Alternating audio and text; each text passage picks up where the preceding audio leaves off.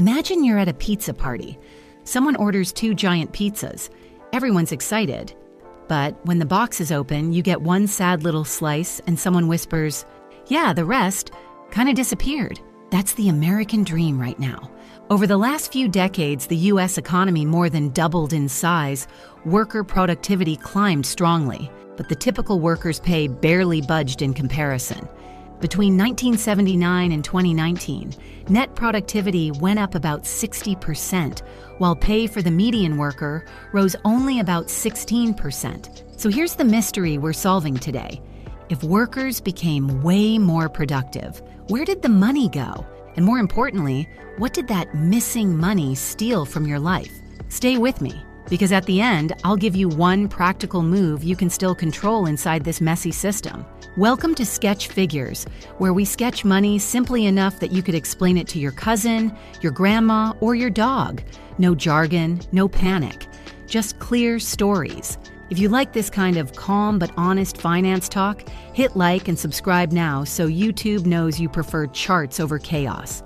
And stick around for that bonus practical insight at the end. Let's start with the basic, "is it just me" feeling. Your parents or grandparents might tell you stories like, one income could support a family. College was expensive, but you could realistically work your way through. Houses were big, yards were bigger, and the mortgage didn't eat half your soul. They're not imagining that. The numbers back them up. Real median household income. That's the income of the household in the middle of the distribution, adjusted for inflation, rose only around 40% from 1970 to the late 2000s. That sounds okay until you remember that. Productivity grew much faster than that, and the gains tilted heavily toward the top. From 1970 to 2018, the share of total U.S. income going to middle-income households fell from 62% to 43%, while upper-income households' share rose from 29% to 48%. So think of it like this. The economic pie got way bigger. Your slice might have grown a bit in size, but other people's slices grew into entire pizza franchises. Economists call this rising inequality. Regular people call it, "Why does everything feel harder when I'm working this much?" The problem isn't that nothing grew, it's who captured most of the growth. Now let's talk about that alligator jaw graph. Picture 2 lines on a chart starting together around the late 1940s. Line 1, worker productivity. How much output the average worker produces per hour. Line 2, typical worker pay, wages plus benefits, adjusted for inflation. From about 1948 to the early 1970s, these lines moved together. When workers produced more, they got paid more. The American dream deal was, you help grow the pie, you get a fair share of the slices. Then, around the 1970s, something changes. Productivity keeps climbing, but pay for the typical worker starts to flatten out. By 2014, productivity had grown about 72% since the early 1970s, while typical worker compensation grew only about 9%. That gap between the 2 lines, it widens like an alligator opening its mouth. Economists at the Economic Policy Institute estimate that between 1979 and 2019, net productivity grew about 59.7%, while the median worker's pay grew around 15.8%. So if the lines had stayed together, a typical worker today would earn significantly more than they actually do. That missing income is part of our heist. To be clear, not everyone is stuck. Wages for the top 1% have grown far faster than wages for the bottom 90%.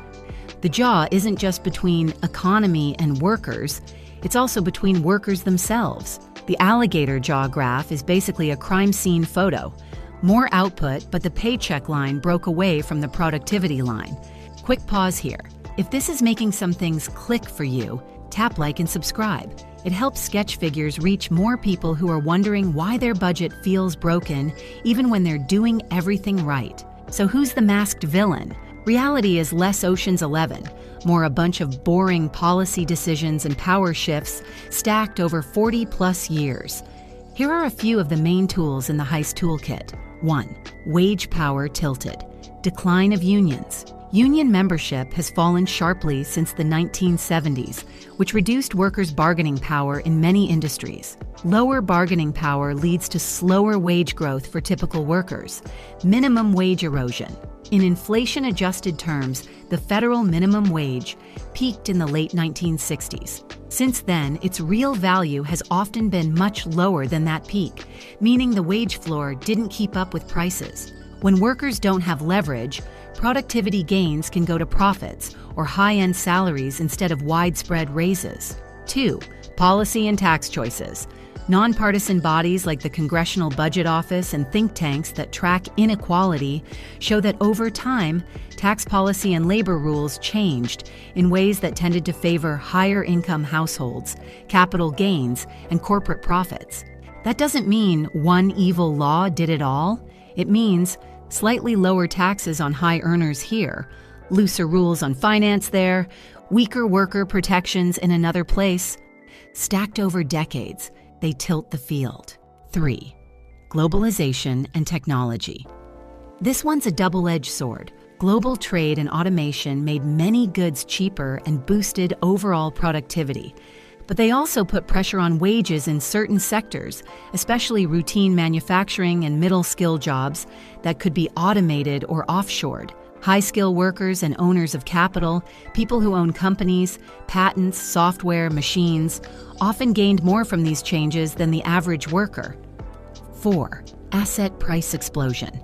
On top of all that, wealth tied to assets, stocks, real estate, has grown much faster than regular incomes in recent decades. Since 1985, U.S. median household income rose about 2.5 times, while median house prices rose over 4 times.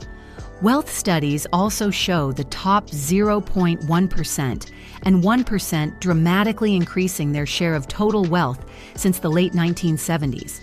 If you already owned a lot of assets, you rode that wave. If you were trying to buy into the game later, you got squeezed. No single mastermind, but a mix of weaker wage power, policy choices, globalization, and asset booms created a system where the gains flow up faster than they flow out. Okay, abstract graphs are cool, but what did this actually take from people? Let's walk through a 1970s American Dream starter pack and compare it to now. 1. Housing. Historically, U.S. homes cost around 5 times the median household income. In the mid-2000s bubble, that ratio went above 7, and recent data shows price-to-income ratios that remain historically high in many markets. More recent analyses show median house prices rising much faster than median incomes over the past 40 years. Translation: your grandparents might have bought a decent house on 1 income. Today, even 2 incomes often struggle to buy a modest place near jobs. 2. College. College isn't just a bit pricier. Across school types, the cost of college has more than doubled in real terms since the 1960s, and tuition has far outpaced general inflation for decades. Where older generations could sometimes pay tuition with part-time work, today typical students often need loans that follow them for decades. 3. Time and stress.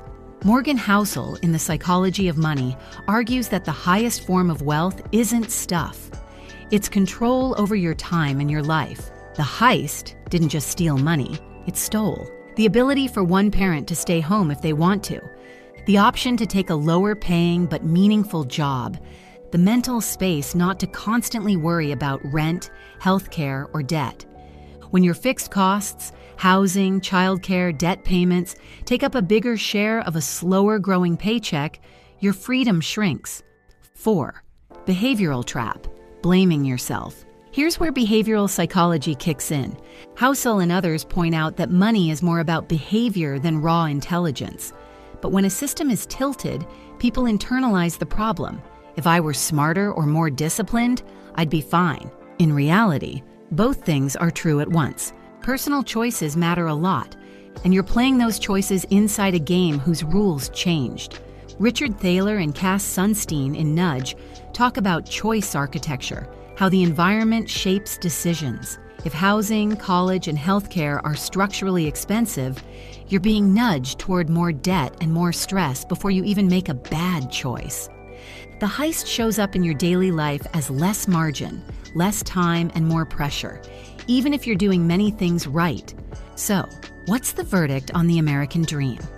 First, the hard truth. The gap is real. Productivity broke away from pay. Asset prices outran incomes. It's not just vibes. Middle-class income share shrank while upper income share climbed. It didn't just happen. Policy choices, power shifts, and global forces all played a role, but also some balance. Overall living standards, tech, medicine, information, have improved in many ways. Some households have seen big gains, especially if they own assets, and policy can change again. Inequality is, as some researchers put it, a policy choice, not a law of physics. Now, about that one practical takeaway, keeping in mind this is education, not personal advice. In a world where the big levers are slow and political, the most powerful everyday move is treat your future self like a business partner, not a stranger. In practice, that usually looks like building a safety buffer, even tiny at first, so surprise bills don't wreck you. Owning some kind of productive asset over time, skills, a small business, investments in broad markets. Instead of only renting your time forever, designing your lifestyle a notch below your maximum income so you buy back a bit of control over your time. That last point comes straight from behavioral finance. We're prone to present bias, overvaluing right now and undervaluing later. Thaler's work shows small nudges like automatic saving can dramatically improve real-world outcomes without needing superhuman willpower. You didn't design the system. You didn't steal the missing money. But you can choose, slowly, to build a mini version of the American dream that focuses less on status, more on buffers, skills, and freedom over your time.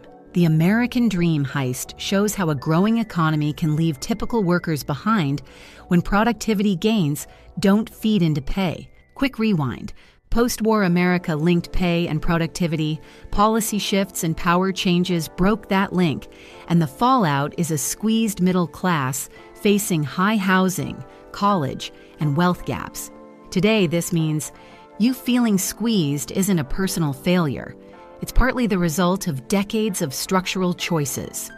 One practical move is to tilt your own life toward buffers and asset building, even in small ways, so you're less exposed to a tilted game.